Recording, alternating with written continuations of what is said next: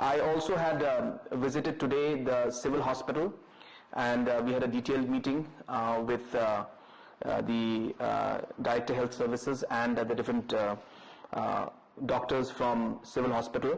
and we simply reviewed the entire situation in Civil Hospital, and to ensure that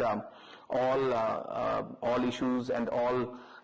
preparedness, everything is taken care of. And I'm happy to inform that all the doctors were there, and we discussed in detail, and all arrangements have been made to ensure that we are equipped properly to tackle this situation. I was joined, of course, in that meeting by the Honorable Deputy Chief Minister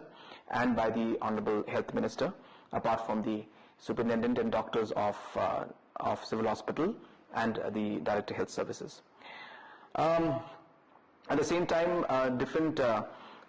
locations and different issues were resolved by different cabinet colleagues, and they have updated their social media on those regards, so you'll get updates from them directly.